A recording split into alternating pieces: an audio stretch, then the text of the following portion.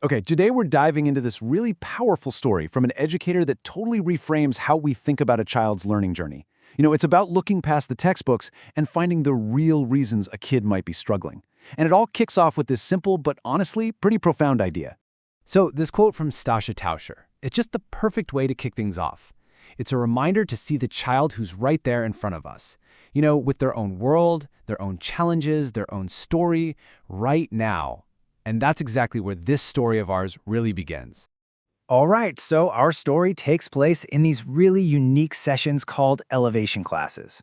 Now, I want you to get the idea of a typical remedial class out of your head, because these were something else entirely. They were built on a completely different philosophy. So think about it. On one hand, you've got your traditional remedial class, right? It's all about pressure, academics, and that constant feeling of needing to catch up. But the elevation class, it totally flipped that script. The focus was all about trust and play. The space was filled with puzzles, clay, storybooks. It was designed to be joyful.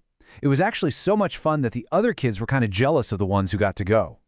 And this quote right here, this was the guiding principle for the whole thing.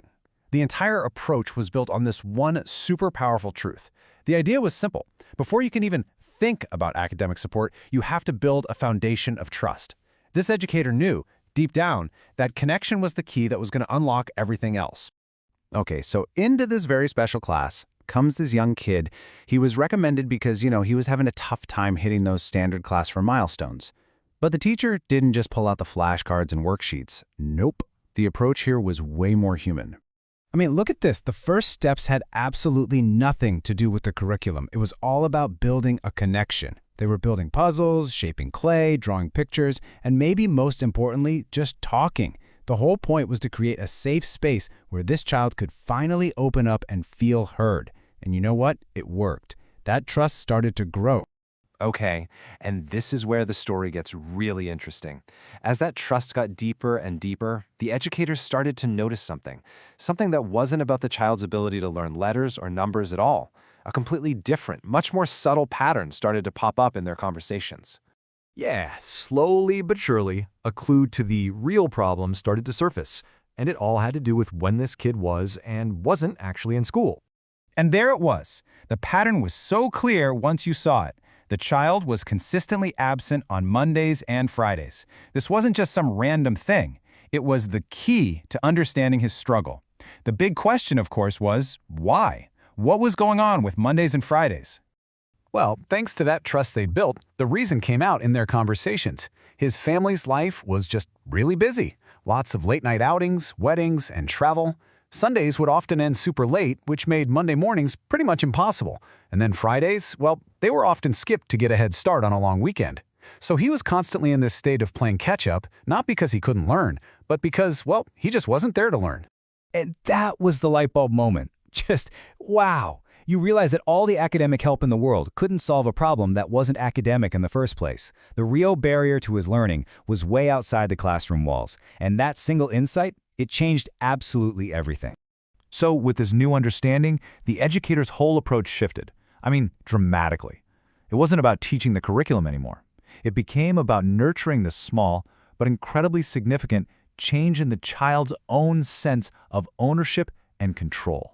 So instead of drilling letters and numbers, they just talked. They talked about his friends, about all the fun things he was missing at school, and about how important sleep is for having a good day. The teacher gently nudged him to talk to his parents about it. Not like a demand, but more like sharing a desire, the desire to just not miss out on all the fun.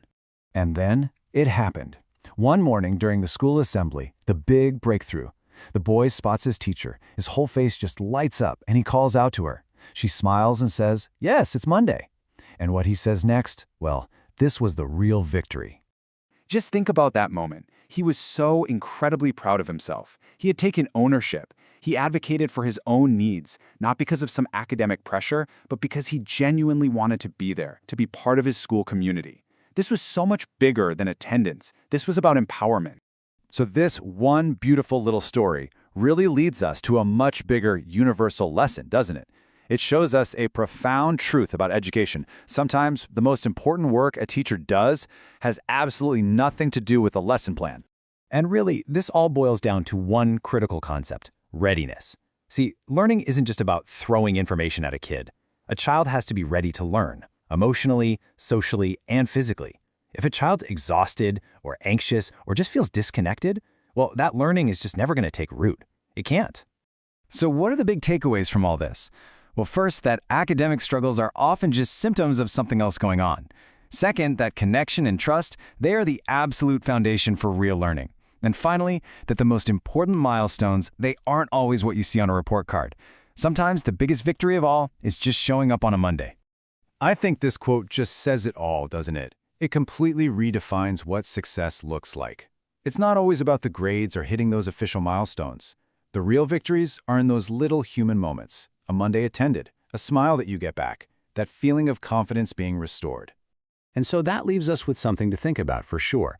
This story is really an invitation for all of us to look beyond the surface, to ask different kinds of questions, and to remember that every single child carries an entire world with them into the classroom.